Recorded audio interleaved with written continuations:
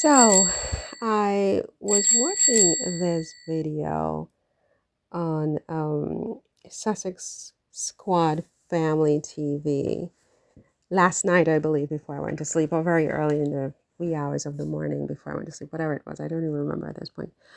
And I made a note that I wanted to talk about this issue of the Invictus Games and the sense I get that there's sort of an underhanded rumbling, a movement to try to oust Harry and Meghan from the games. And so I was like, is that even possible? Can they even do that? I mean, how would they even do that? This is Harry's games, right?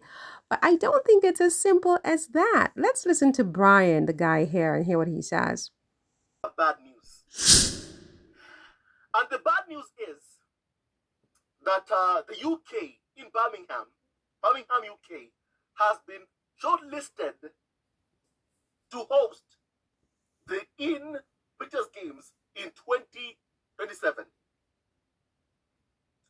And the good news is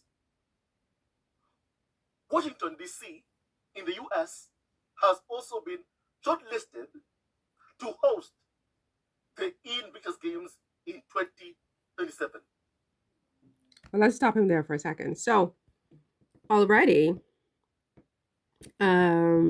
just based on me going around the internet today and looking at a few things, I think that Birmingham, UK will be the next situs of the Invictus Games. I don't think it's as simple as, well, Harry founded the games, and so Harry can decide where those games are going to be. In fact, it's really the board of directors and the Harry's the patron, and then you have a board of directors, and yeah, you have a board, right?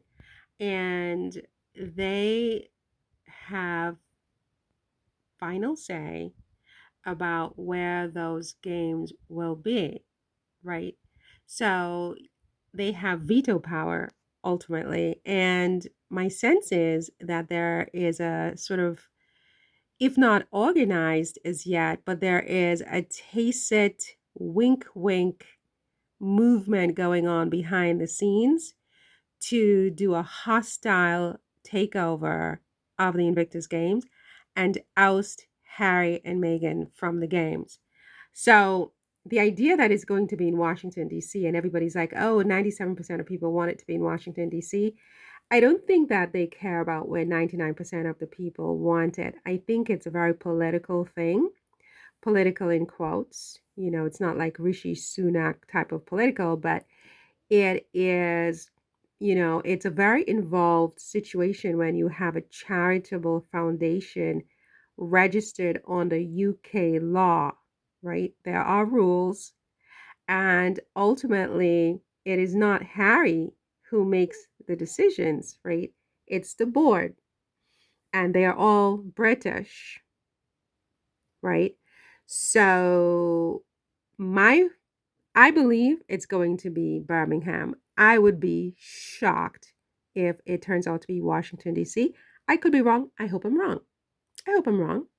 But my senses, my hunches, this is going back to UK because they are attempting a hostile takeover of these games. Let's continue with Brian. Meaning that my family, UK and US, are the final two countries which have been shortlisted to host the Invictus Games in 2027.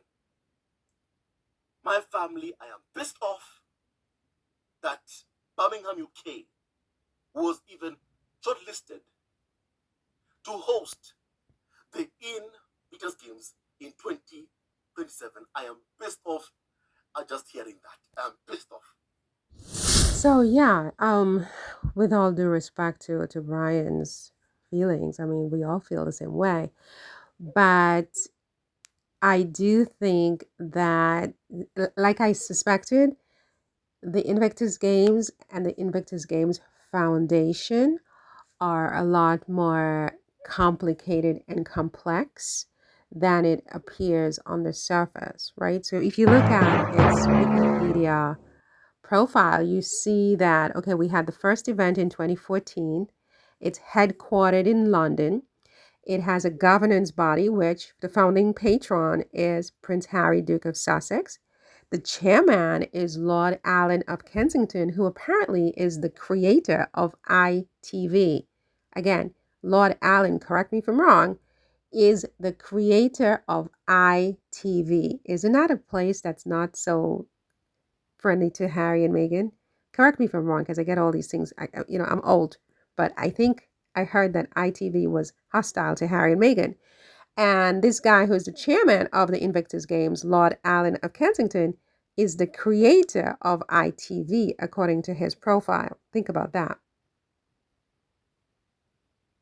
So there's that. So he's the chairman of the Invictus Games. Then you have the rest of the governance body that comprises all of these trustees. They are trustees, I think, is what their title is. You have Edward Lane Fox, Melanie Richards, Patty Nicol, Karen Briggs, J.J. Chalmers, Connie Wenting, Jonathan Edwards. And then you have a whole bunch of employees under that. Many people work for the Invictus Games Foundation. The Invictus Games Foundation is different from the Invictus Games founder. Harry is the founder of the Invictus Games, but he's not the Invictus Games. The Invictus Games is ruled and governed by its trustees. They call the shots in the end, not Harry. They can veto Harry. And yes, they can oust Harry. When I say oust Harry, they can do a hostile takeover of the games and request that Harry be removed. So yeah, this is very, very complicated, you guys. And I don't fully understand it. I'm just today I just tried to do a piece together, with some chewing gum and some paper clips, as Tisa would say, put some chewing gum, some paper clip, and try to stitch it together. Like, what's going on here? What don't I understand about the Invictus Games? So I went back to the origins of the games. So the Invictus Games is a paragon of resilience and camaraderie, and it found its genesis on March 6th, 2014, okay? And it was under this collaboration between the then Duke and Duchess of Cambridge and Prince Harry. Prince Harry is the founder. He was inspired in 2013 when he went to the U.S. and he saw was it the Warrior Games or something he went to in the U.S. Don't quote me on the name of that game. And he was inspired to create the Invictus Games, and he went back to the UK, and along with the Duke and Duchess of Sussex and the Endeavour Fund, right?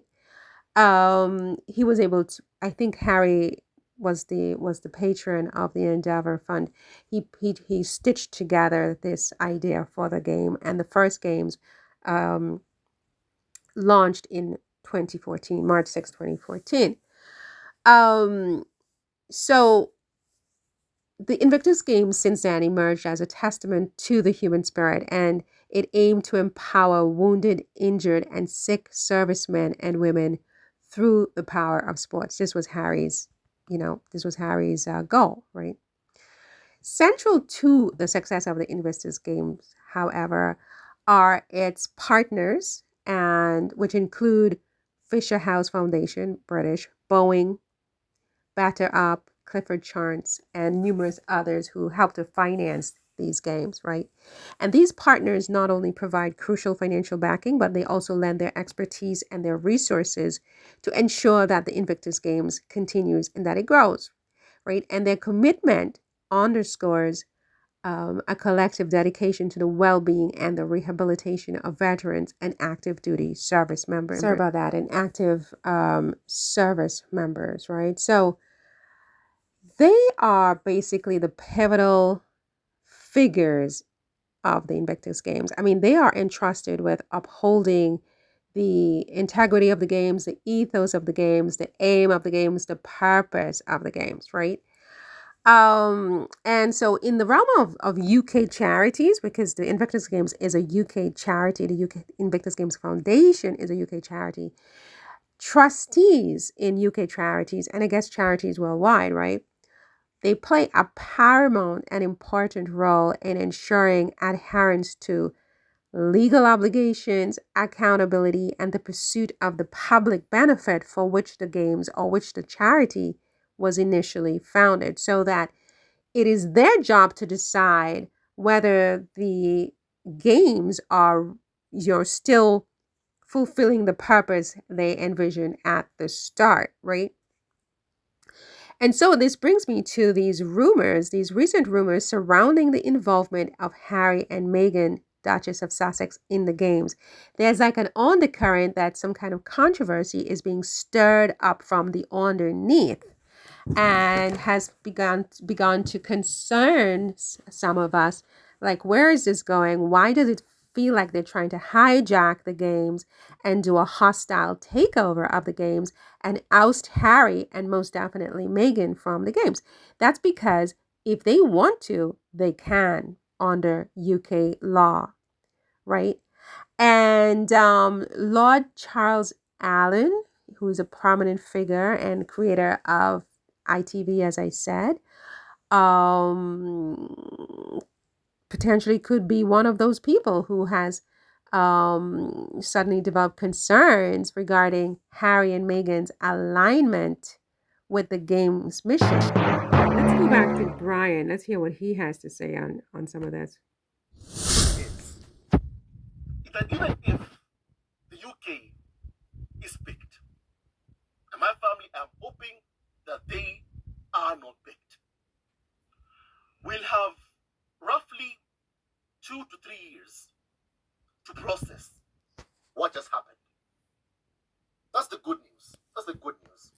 Well, Brian, what just happened is you just had a hostile takeover of the games. It's like a repatriation of the games. They see it as repatriating Invictus to UK because it is a UK foundation. The games is a byproduct of the foundation. The foundation is the root. It's the foundation. It is the root first. And the foundation is not just Harry. Harry had the idea for the games. But to have the games, you first needed to form a foundation, right? Under law. It's a legal entity. The foundation is a legal entity. And to form a foundation in the UK, you need to have trustees. You can't just form a foundation willy-nilly. There has to be trustees, and the trustees have to make sense and be persuasive enough that they grant you the right, the legal right, to set up a foundation for charitable purposes that benefit the public. And those trustees have a duty and role and job of governing that foundation and making sure that that foundation continues to comply with UK law and that it continues to meet its mission as was originally imagined by the founding creators. In this case, it was Prince Harry, but as noted on Wikipedia, the Duke and Duchess of Cambridge, that would now be the current Prince and Princess of Wales, were involved initially in the discussions. They didn't do the sweat work. They didn't provide any sweat equity as far as I can determine.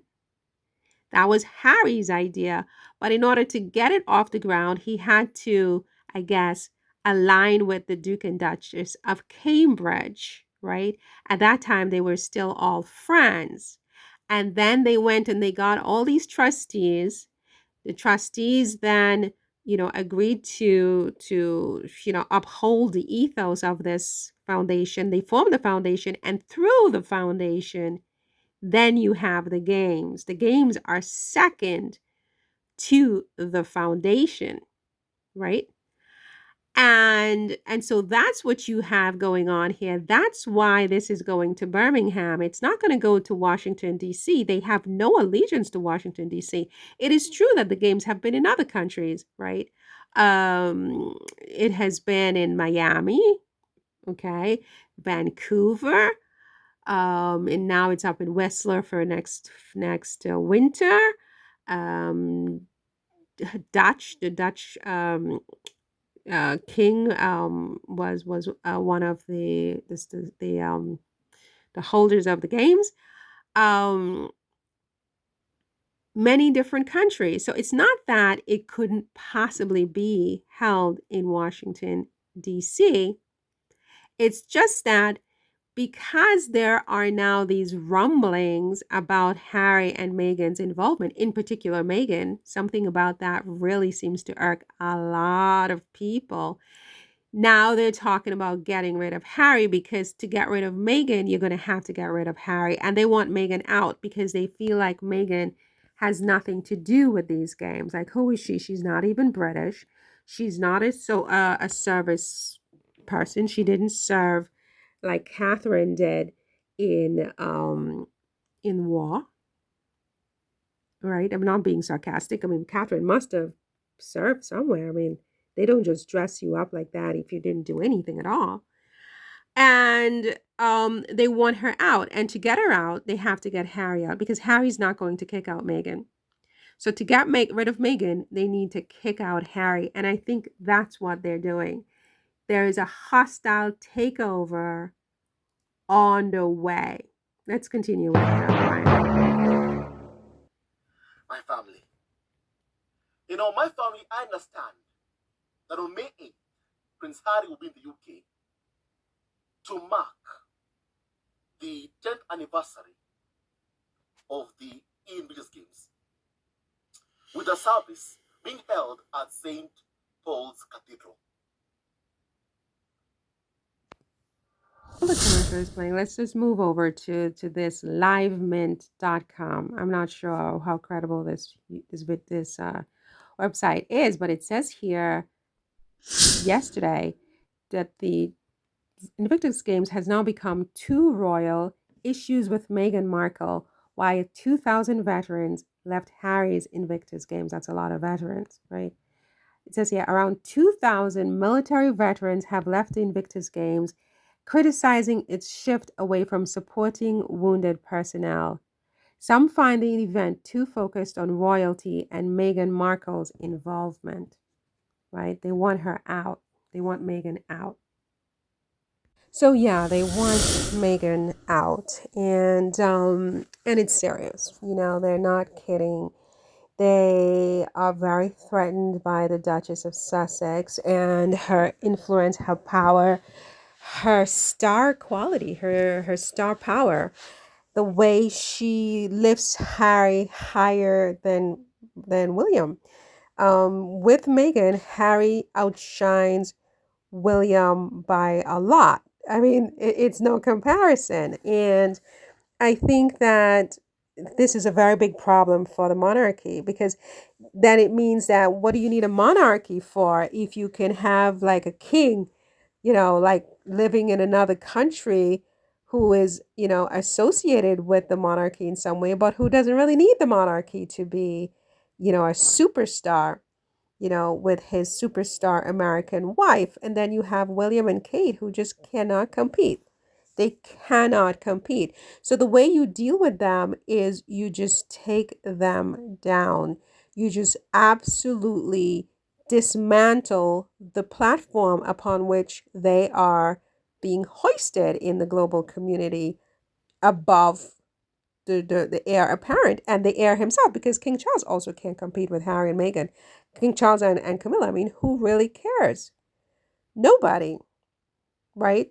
So there's that, right? It's a very, very serious, all hands on deck effort to stop Harry and Meghan from outshining the British royal family. It says here the final decision of where it will be held, this is the Invictus 2027, is expected to land in the coming weeks, but it's now certain to return to a previous host city. What does that mean?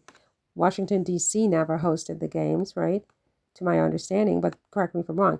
It says here Lord Allen, the guy who created ITV, chair of the Invictus Games Foundation, said in a statement as quoted by The Mirror, "We are delighted to receive such a strong field of applications to host the Invictus Games in 2027, which gives us tremendous confidence for this next iteration of the Games following Invictus Games Vancouver Whistler 2025, presented by ATCO and Boeing." These are their partners. Both cities, now shortlisted for 2027, have kept the experiences of the competitors and supporters at their core, building different but hugely exciting bids. We look forward to the next stage of the process and selecting another inspirational iteration of the games over the summer. So that's what Mint has to say. But as I noted earlier, the trustee, Lord Charles Allen, this guy, he's a prominent media figure. He created ITV. I think ITV is hostile to Meghan and Harry. And again, they have expressed concerns regarding Meghan's involvement in the games. They want her out at any cost. I think for the royal family, William in particular, these games cannot continue because it makes Harry outshine William. It just absolutely cannot continue. They know that if they remove Harry and Meghan from the games, it will be the end of the games, and they don't care. Just make it stop. They cannot have Harry and Meghan using these games as a way to, outshine William and, to a lesser extent, his wife, Kate Middleton. Ultimately, the decision will be made by the trustees. Harry can be ousted, as can Meghan. Again, the Charity Commission of England and Wales stands as the custodian of the Invictus Games Charitable Foundation. Okay, the Invictus Games Charitable Foundation is governed by the Charity Commission of England and Wales. Who do you think they're going to listen to? The Charity Commission, Harry and Meghan, or King Charles and Prince William, right? So they are the custodians of the Invictus Games Charitable Foundation, and they are tasked with safeguarding its ethos and operations. That's the Charity Commission of England and Wales. They are tasked with safeguarding the ethos and operations of these games, right?